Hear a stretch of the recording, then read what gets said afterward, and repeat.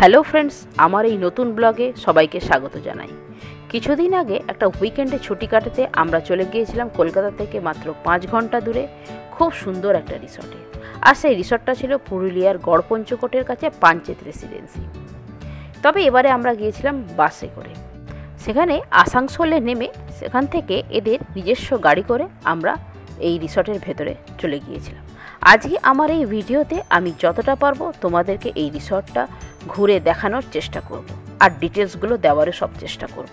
তবে তার জন্য তোমাদের পুরো ভিডিওটা দেখার অনুরোধ রইল। আমরা আছি এখন পাঞ্চেত রেসিডেন্সি। এটা হচ্ছে 113, এটা হচ্ছে আমাদের কটেজ 114। বেশ ভালো, এখানে অনেক কটা 7খানা কটেজ আছে।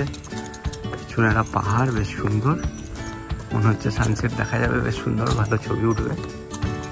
এই দিকটাতে বাকিটা আছে, পরে ঘুরবো। আমরা এখন যাচ্ছি পার্কের দিকে।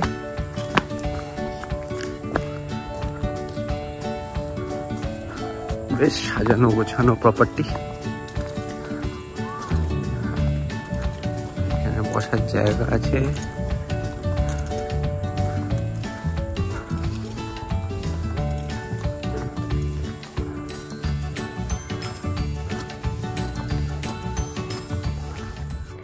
ভেতরে গিয়ে প্রথমেই আমরা এই সুন্দর রিসর্টটা ঘুরে দেখতে বেরিয়ে পড়েছিলাম। সেটা নিশ্চয়ই তোমরা ভিডিওটা দেখেই বুঝতে পারছো।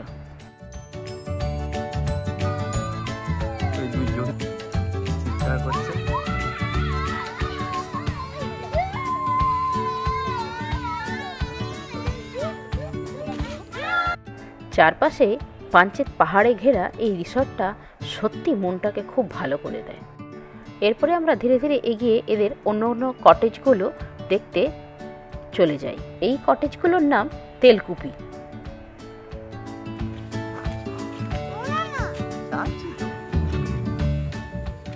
এগুলোর নাম দিয়েছে মৃত্তিকা। এছাড়া আরও নর্মাল হোটেল বিল্ডিংসের মতো রয়েছে আগমনী নামের কিছু বিল্ডিং, আর আছে ইগলু নামে কটেজ। তবে সেগুলো কিন্তু টেন্টের মতো, একটু ছোট, কেউ সিঙ্গেল গেলে তোমরা থাকতে পারবে।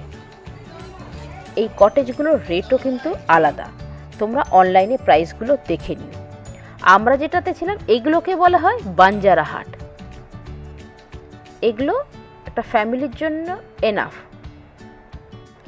তবে আগে থেকে কিন্তু বুকিং করে নিও, কারণ এগুলো প্রায়ই ফুল থাকে। এদের লাঞ্চ, স্ন্যাক্স এবং ডিনারের ব্যবস্থাও আছে, আর যার টেস্ট সত্যি মনে রাখার মতো।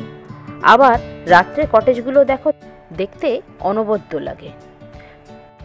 তোমরা তোমাদের বিশেষ কোনো দিনকে সেলিব্রেট করার জন্য বা জীবনের বিশেষ কোনো মুহূর্তকে ক্যামেরাবন্দি করার জন্য এই পাঞ্চেত রেসিডেন্সিকে কিন্তু বেছে নিতে পারো। তবে তার প্রাইসগুলো তোমাদেরকে ওদের কাছে ফোন করেই জেনে নিতে হবে। এগুলো হলো সেই টেন্ট। তবে কটেজের রুমগুলো কিন্তু বেশ পরিষ্কার পরিচ্ছন্ন আর সব রকমের সুবিধাযুক্ত। সকালে ঘুম থেকে উঠে মিষ্টি রোদ পাহাড়ের গা দিয়ে বেয়ে কটেজগুলোতে পড়ছিল, তা দেখে মনটা সত্যি খুব ভালো লাগছিল। পরের দিন আমরা ওদের গাড়ি ভাড়া করে কাছাকাছি কিছু জায়গা ঘুরে দেখতে বেরিয়ে পড়েছিলাম। তোমরা নিজেদের গাড়ি নিয়ে গেলে সেটা নিয়েও যেতে পারো। প্রথমে আমরা যাই বরন্তী লেক দেখতে।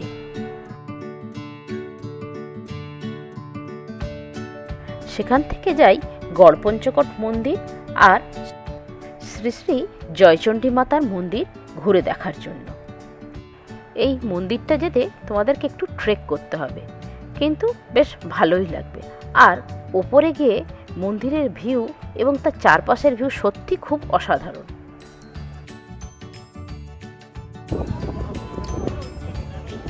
এটা হচ্ছে জয়চণ্ডী পাহাড়, অসাধারণ ভিউ এখান থেকে। 360 ডিগ্রি একটা ব্রেথটেকিং ভিউ।